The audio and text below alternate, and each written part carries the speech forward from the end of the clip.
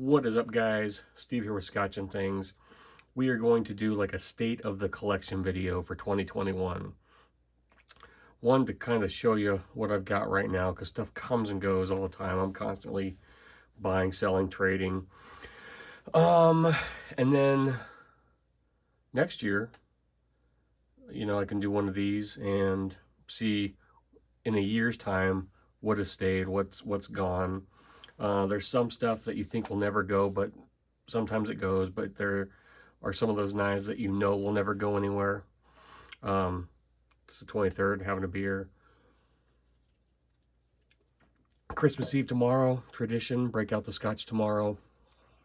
So we'll kind of just go, go through some stuff just to clear it out, and we'll clear out some of the stuff real quick. This isn't all of them. A lot of stuff like my budget stuff, like this. Every bag I have, I've got multiple different gun bags, range bags. Each one of those has a knife in it, similar to a Spyderco Tenacious. I've got a couple of these, some Kershaws. Each one of those bags has a dedicated knife that's just in there all the time. So I'm not going to take those out and drag. We've got 1, 2, 3, 4, 5, 6 bags in here. So just imagine 6 more, Kershaws floating around somewhere. But we'll kind of start it off with this. This was the first expensive knife I bought myself. Spyderco Tenacious, and I just absolutely loved it. I mean, you can see I carried this thing forever, and it was like 50 bucks. And I had a lot of, then I went on a kick after I'd gotten this. Like, I've always had a knife on me, but like usually it was like, got some SOGs floating around here too. I don't know where they are. Had SOGs for a long time. But you could pick those up at Walmart for 20 bucks, go into Cabela's and they'd be on sale. Each one of my tool bags that I have, we've got some rental properties, and I've got a tool bag that's kind of dedicated for that. And then I've got one for our fifth wheel, and so each one of those has a knife in there too. And I wasn't going to search those all out just to bring out a bunch of, budget stuff. But that kind of got me in to, that was like $50. Wow, this is the nicest knife ever.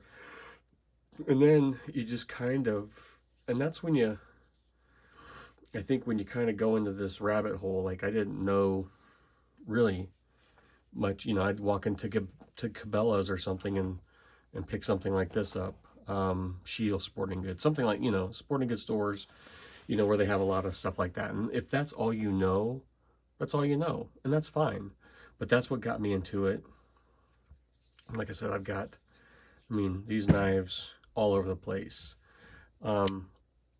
This Kershaw Leak, man, for like 50 bucks, this is a great little knife. And I carried this thing for a long time. And it's just kind of funny, this thing's made, I think this is a Kershaw. This is a USA made blade. Pretty sure this one's made in the USA. I thought it said somewhere on here. Yep. So this is one of their US knives for like 50 bucks.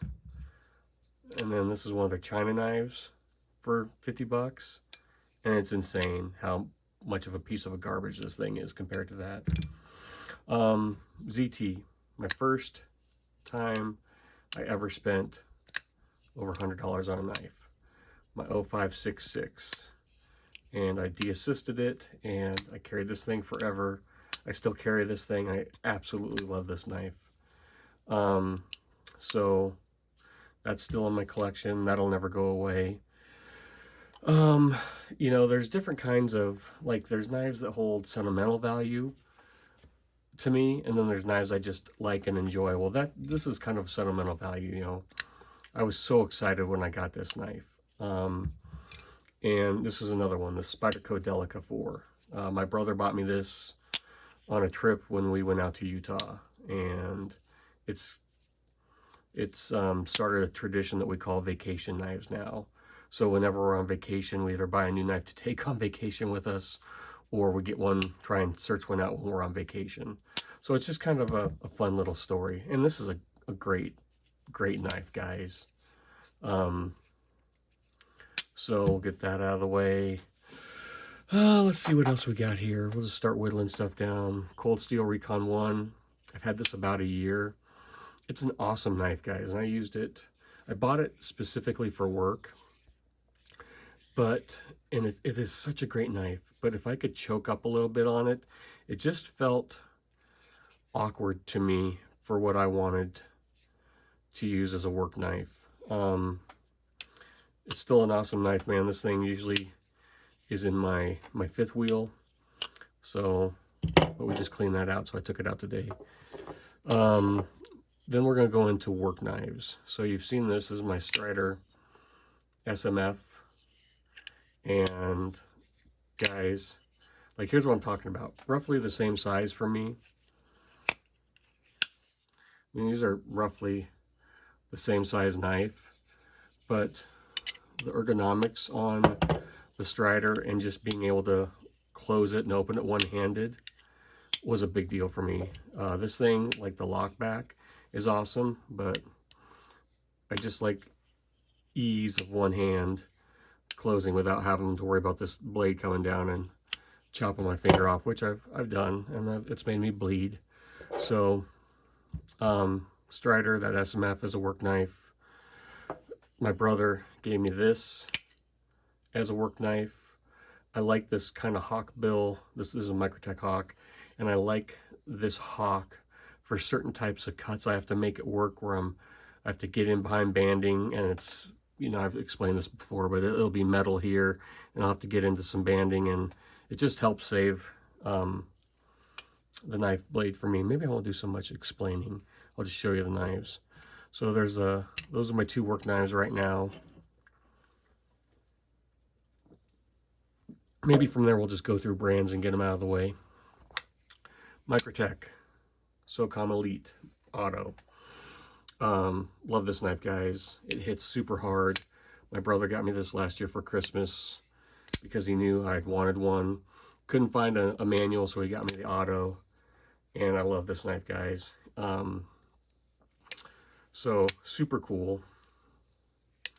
Love it, carry it, awesome knife. Still want a manual. That leads me to, you've just seen this. This is the SOCOM Bravo that Microtech's having Reich make. But guys,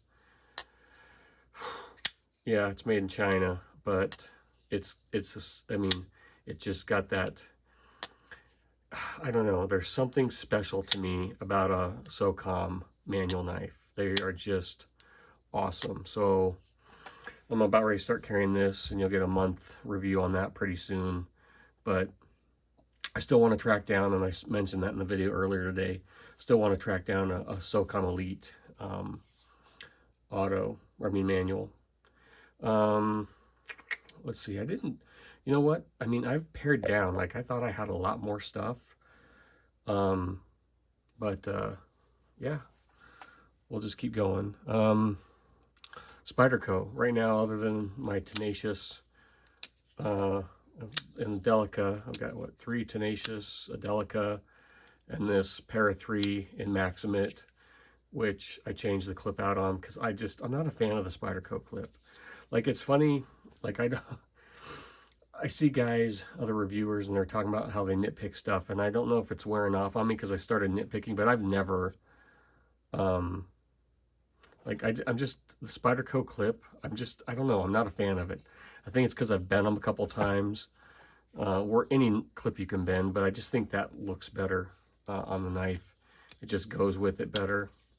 But you really can't go wrong. I mean, with a pair of 3 PM2, these are just great knives. This is my second one. This is one of the knives I got last year, sold it, and regretted, so I rebought it. So there is that. Spyderco pair of 3 in Maximate. We'll go through, let's get Striders out of the way next, not too many left. This one I've just recently got. This is the Strider PERT, or P-E-R-T.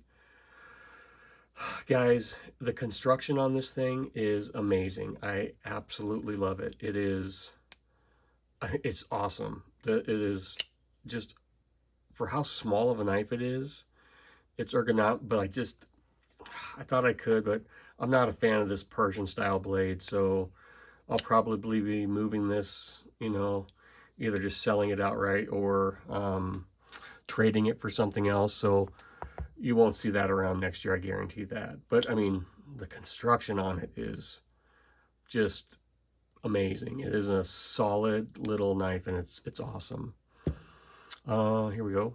Oz Machine Company, the Roosevelt. Holy shit, guys. The ergonomics on this thing, it cuts amazingly. It just sounds, knives, part of the things I like about knives is that mechanical feeling to them, that the noises they make. They don't all have to be drop shutty and flickable, but when they are and they do it right, it's amazing. But I got lucky and won this in a lotto that they did this summer. It's hard to tell. He calls it blurple over gold. Sometimes it looks purple, sometimes it looks blue, but this one I don't think will be going anywhere. It's a low number 281, and I like carrying it, man. It's an awesome knife. I like to golf in my free time. It's an awesome little knife to carry on the course with you. So there you go, Oz Roosevelt. I don't see that thing going away. Let's talk about Medfords real quick. You haven't seen this one yet. I've done the unboxing video, but I haven't uploaded it yet because I haven't had a chance to carry it. And that's the Infraction. So here is a channel first for you guys. And I didn't think I would like seeing this knife in pictures. It looked like just weird. It looks kind of like a spaceship. I mean, I love Medford, but I don't love all his knives. And the choil's big enough that I can get my finger in there. I was shocked. My brother got me into these. Actually, I got this in a trade from him. But you can flick it, you can middle finger, and you can thumb flick it. And dude, I can't wait to start carrying this. Like I said, I did the unboxing video, and it's one of those knives I'll play with when I'm watching TV. But it'll be going in pocket pretty soon. It's just hard when the way I do stuff is for video, like I pick out a knife and I carry it for a month and I let you guys know what I think about it. But yeah, so I'm excited to carry this thing, guys. It's just stupid smooth. And it's a knife that I would have probably never bought or traded for unless my brother already had one that I could get hands on. Excuse me. Oh shoot, I skipped over. I did Strider PT, but I forgot this one. SNG, guys. SNG Monkey Edge frag pattern. So this is in 3V. I freaking love 3V. This won't be going anywhere. I hunted for a long time to get one of these, and I got one in with the aluminum scales. I prefer that over the G10. And just like the SMF, the SNG, the Striders in general are just ergonomic masterpieces, guys. And I freaking love this knife. So there is the SNG. Forgot about this. I was going by brand. The Strider XL gunner grip strike plate. Again, another knife I just freaking love, guys. It's just, it's beautiful. It's comfortable. It's just insane, and I absolutely love it. And I don't think I'd ever get rid of it unless I would trade it for another XL. That's the only, the only way this thing would go away is if I could get another XL just to try out. But I love that nightmare grind, so who knows. But I freaking love this knife, guys. Ugh. It carries really well. The one thing I noticed with the double gunner grip, it's a bitch to get out of your pocket. So there is the Strider. I'll throw that over here. So we did Medford, so we'll do some other Medfords. This was my first ever Medford. I got this last Thanksgiving, so over a year ago. This is the Praetorian T, sculpted bronze handles, tie hardware. This is another one I haven't really, you know, I'll carry it around the house, but I haven't had a chance. It was like, I've had it for a year, but then I just kept getting stuff in and kept putting other stuff in my pockets. I did have another one of these this summer that I carried for work for a while in 3V, and I love that, but I didn't. I was like, how many Praetorians do I need? But this is a knife that I don't think will ever go anywhere. It was my first Medford. I love that sculpting. It's just a cool knife. So there is that Praetorian T, and here is my Praetorian tie. And I mean, guys, I don't know what to say. This I know will never go anywhere. I have wanted one of these for a long, long time. And to finally actually get one, and I'm carrying this right now, the month is almost over, and I'm going to be sad to put it away for a while so I can carry something else because, dude, I mean, it's freaking dirty. I've been using it. I don't care how much, you know, like it's with anything. I don't care how much it costs. If it's nice, if it's good quality, I'm going to use it. It doesn't matter if it's this or if it's, you know, that. If it gets the job done, they both get the job done, but man, this is bringing me a lot more joy cutting with this than it would, you know, a Tenacious. I just, I can't describe how awesome this knife is, and you'll see it in the review. It carries freaking awesome, but it's just, I mean, it's an epic knife, guys. Epic. So, Praetorian tie. Let's go through, here we go. This is another new one. Haven't started carrying yet, but I've done a scale swap on it already. Just the, you know, it's the Demco 80-20.5. So I will be carrying this right after Christmas for a month, and then you'll see a review on it. But yeah, I mean, it's a Demco, you know, they're all the rage. So there is that. We'll go through Chris Reeve real quick. And I went to find my small 21, but I think it's upstairs, and my wife's sleeping right now, so I don't want to wake her up. But this was the first time I really spent big money on a knife. This is my Spyderco 21 in single blade. I freaking love it, guys. It's stupid smooth, and I can't flick a Chris Reeve, guys. Sometimes I get it, but it's not a knife that's meant to be flicked. It's just, there's knives that you like to flick, and then there's just knives you just like to slow roll out. I'm really glad I got a 21, especially since they don't make any anymore. Like I said, this knife will never go anywhere. Just because it was my first kind of grail knife, and they don't make the 21s anymore, and I really, really like it. So imagine right here is a small 21 Tanto blade, and you know I like to carry a big knife, I like to carry a small knife, and now I'm carrying 3 knives because I'm insane. So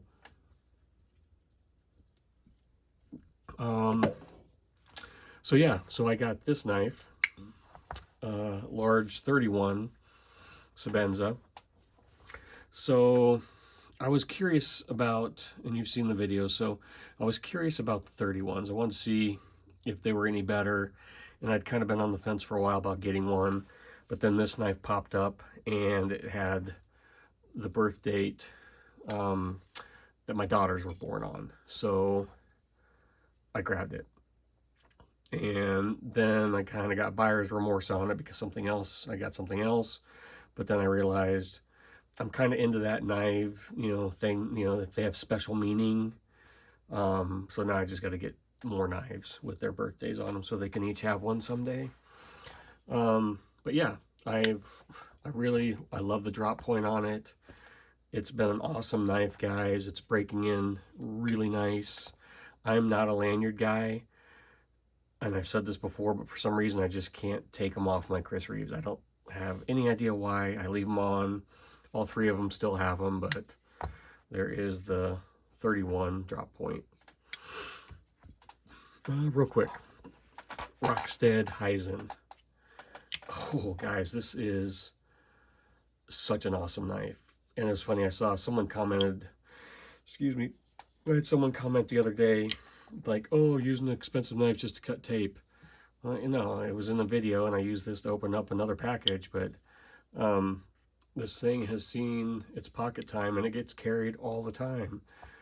You know, this is in my back pocket lately, as, you know, if not more than my small 21.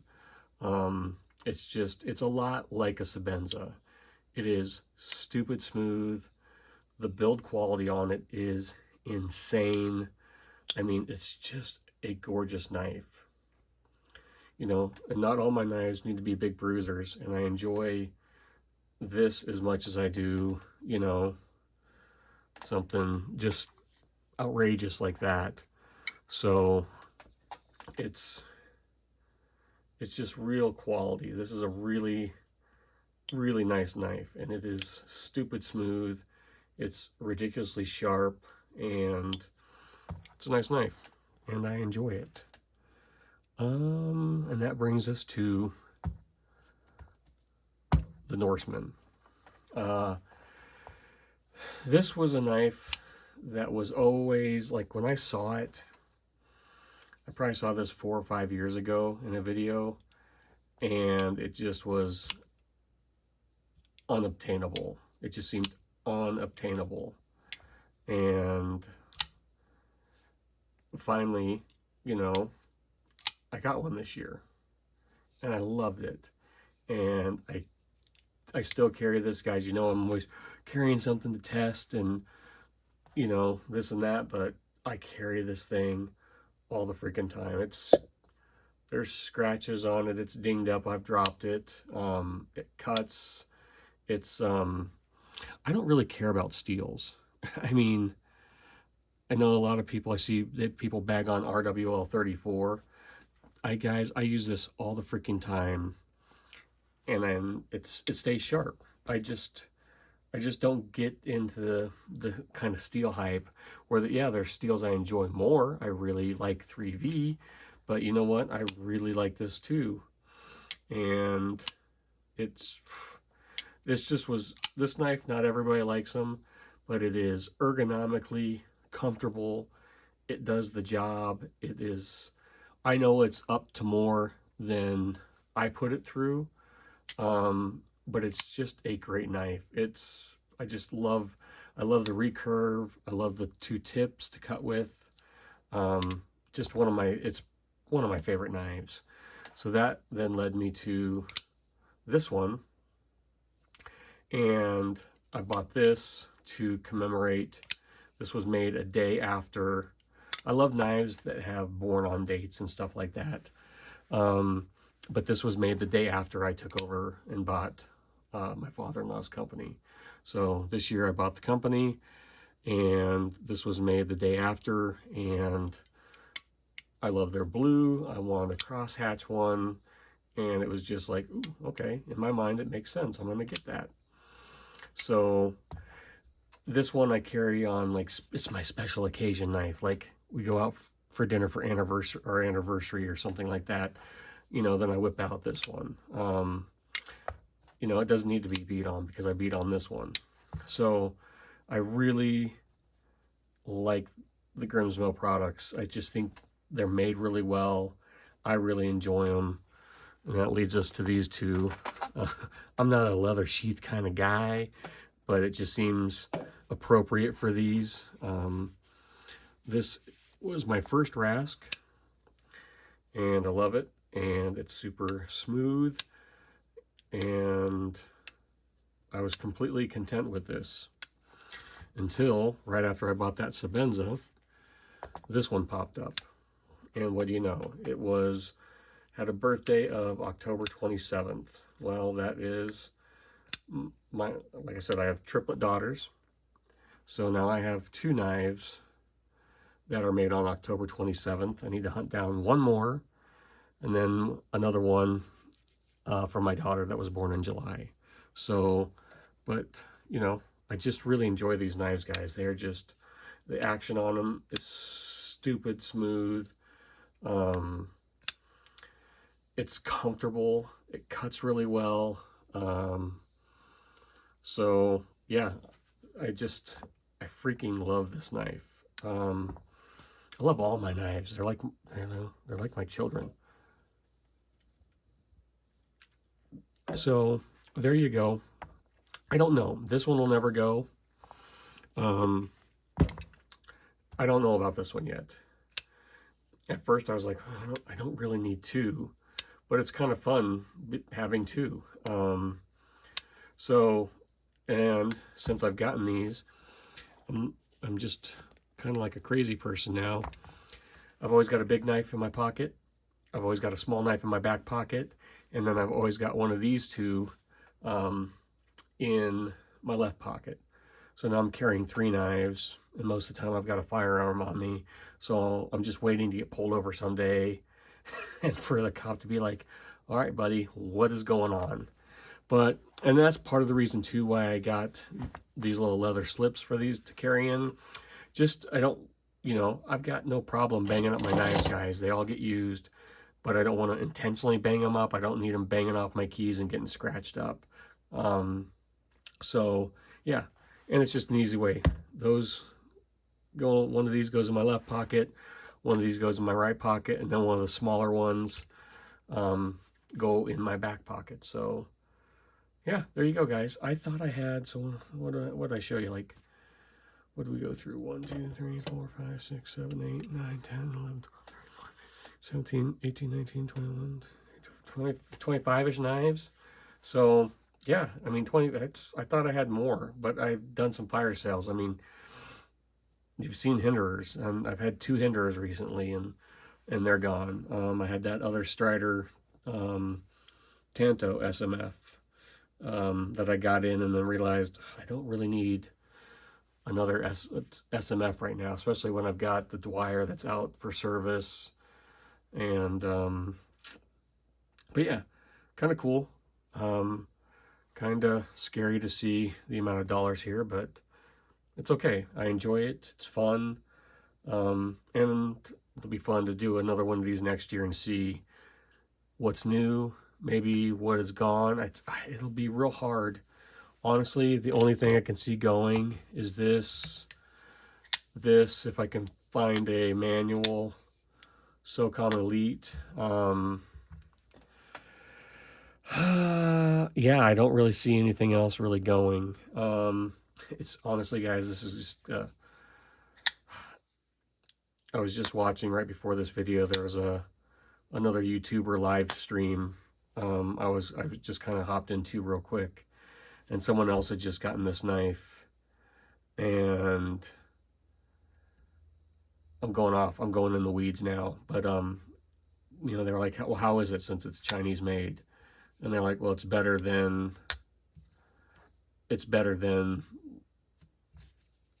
their US made stuff. And I will tell you, it's not. I've handled a real one. This is a real one, but I've handled a USA made one. And it's not. And I don't know if they think because it's aluminum, but guys, it's not. And then there was this, they went on this whole kick that Chinese companies just make better knives. And right now you'll see a large majority of my collection is US or at least North American made. And I don't think that was done consciously. I've had that stuff, and it's nice. It's a nice quality knife. But they're just, honestly, they're not the same. I just think that stuff is pumped out way too quick over there to where it just becomes every day. It's like there's some new hot drop from so-and-so maker using Riot, and yeah, they make great knives, but it almost gets tedious. So I'm just going to stick with what I like, what I know, and we'll go from there.